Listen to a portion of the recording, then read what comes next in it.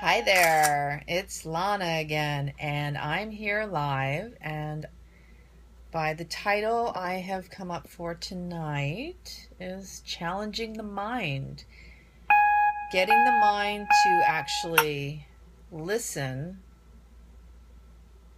which is ironic because you're using the mind to speak to the mind, or so it seems. Is anybody there? Checking to see if anybody's online watching. I am a little later this evening as a result of prior engagement. And so,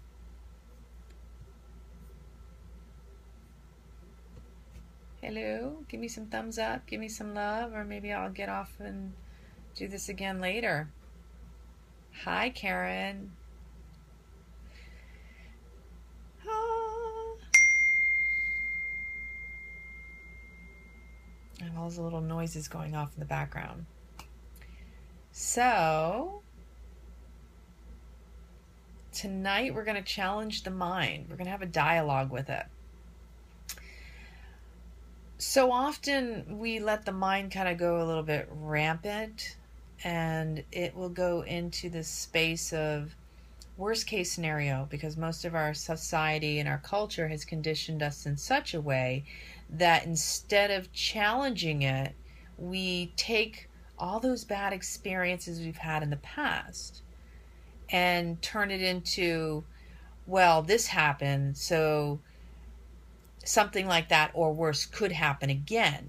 Instead of giving it the possibility of being different, we reach into the archives of the worst case scenarios. It's habitual. It's something that we just need to retrain in ourselves, just like all of the different conditionings we grew up with, all the different repeated sayings. Murphy's Law, for example. Thank you for the heart. The Murphy Law, everybody knows that. When, the worst thing's going to happen, it's going to happen kind of deal. And it's Murphy's Law. How often had you turned around and go, well, it's Murphy's Law. If the worst could happen, it's going to happen. There's just so many little silly things that are, even, like I said the other day, stuck deep within our unconscious, subconscious, and it just influences us that much more, to the point where, just like any habit, like driving your car, you wonder, I don't remember driving past a certain point, because you go into a space. You can't watch, no. You can always watch it later. So we do so many different things without needing to use our conscious mind, because it becomes a pattern. It's a habit. So the mind gets lazy and goes into those old thoughts, those old belief systems. And so it colors your perception and your reality based on the past.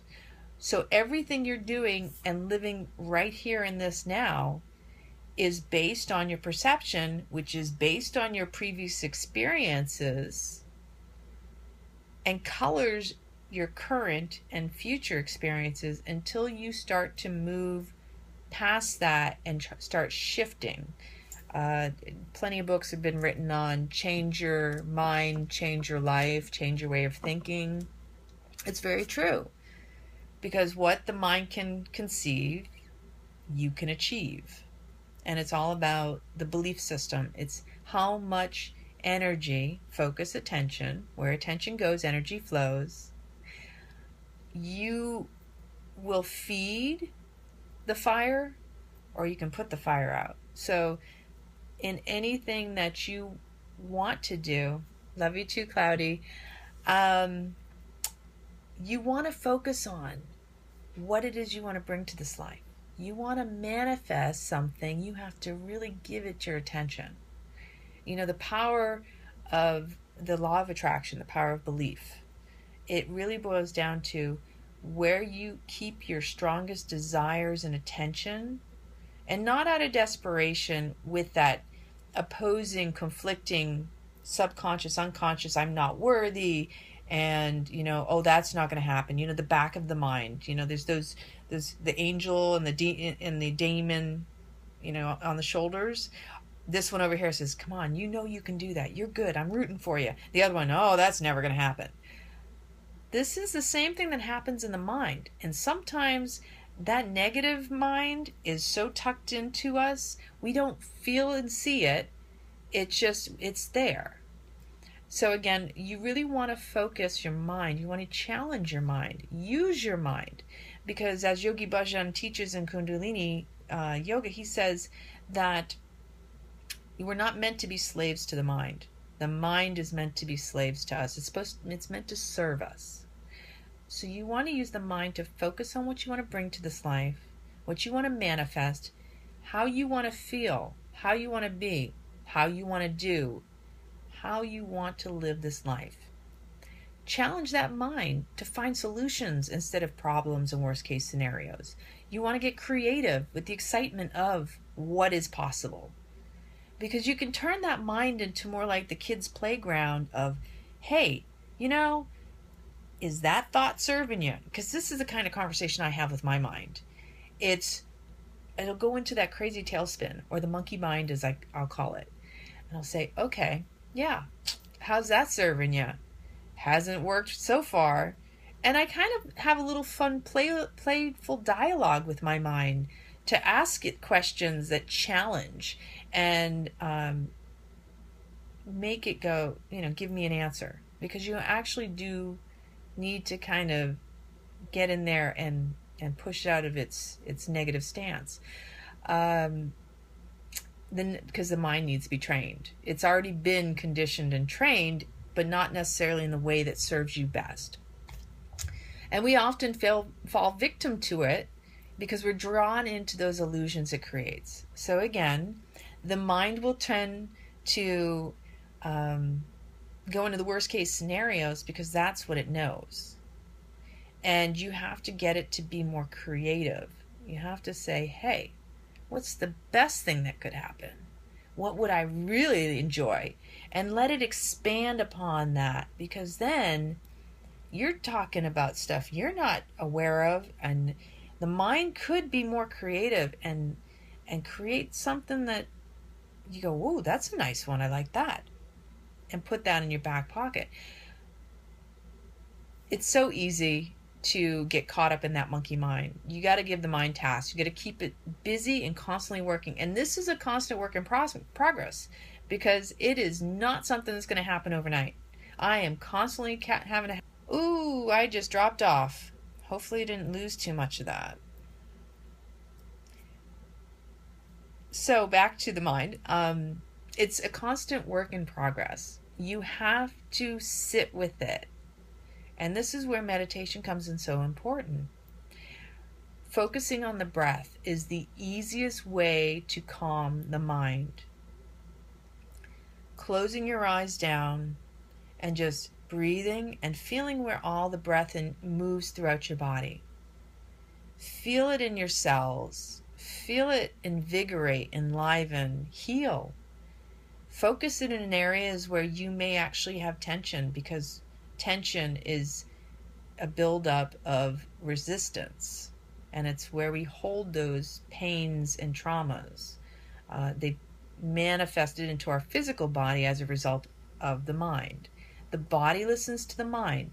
So if you tell the mind and you tell the body, we're relaxing here, and you mentally can tell your body, relax the hip joints, relax the knees, relax the thighs, relax the jaw, relax the neck, relax the shoulders, roll the shoulders back. It's these small little things that can make all the difference in just soothing and calming the mind. And you have to speak kindly to yourself. This is another thing. Don't have an argument with your mind. Don't look at your mind and say, I don't want to believe that. I don't want to think that, and I don't want to see that. You want to dismiss it. The dismissiveness of the mind is no better. So you actually have to sit and go, okay, if something pops up that you don't like, ask it, what's that about? Why am I going there? And this is where I'm talking about challenging the mind. You have to have that conversation. You have to open the dialogue with yourself. The only way you're going to get the wisdom and the healing is to trace it back. And you may have to sit down. I mean, I do it still. Sit down with the journal. Sit there with your mind in a meditative, on a seat. You don't have to sit in yogi pose, in easy seated pose with your legs crossed. What is comfortable for you? The point of meditation is you must be comfortable. Breathing into your body, and then when the thoughts arise in your mind, when it starts to bring up things that you almost are ashamed of, because ironically nobody hears what we think, but sometimes we're a little bit ashamed of even the thoughts that come in.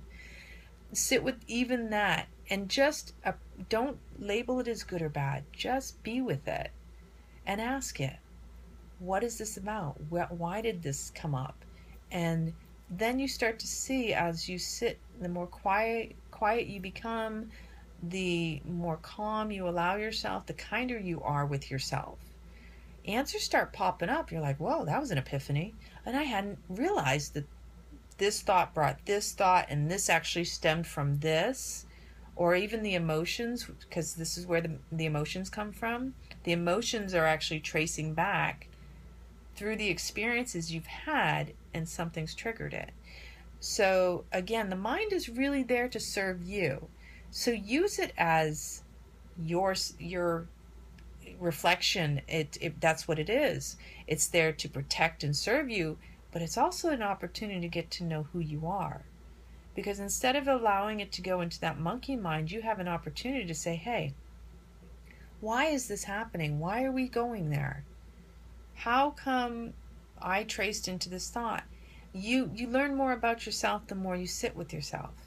And what's the reality of wanting to sit with ourselves? A lot of times we get a little nervous about confronting ourselves, because in a way I think that we are also scared of getting to know the person who had those experiences that we maybe are ashamed of, or even other people knowing about us. So yeah, and try to focus on what you have control over in your life. There's so much chaos going on out in the world. If you're affected by the television, the news media, the publications, whether it's the newspaper, whether it's something quickly on Facebook, you see a quick flash up, pop up ad, or you get notifications on your phone. All of this stuff that's external to us is influencing us internally. It's all a vibration. And when we allow ourselves to place our attention on that, we're losing the energy for what we have control of right here, right now. So try to be aware, but don't be attached to it, and just say, okay, I'm aware something's going on over here, but here's where I need to be, right here, right now, in this space, with me, because that's all I have control over. I have no control over all of that out there. But the truth is, subtly we do, because when we're more in here, within ourselves, and the more we heal ourselves, the more we're subtly influencing that in such a way it's more powerful to be with ourselves. So, anybody have any questions? Okay. I hope this video was helpful and it served you in this day. Remember, always come back to the breath. It is the prana, the life force. It's what allows us to live this beautiful life. Breathe in, challenge the mind, and allow your life to be right here, right now, in this moment. Many blessings. Love you all. Thank you.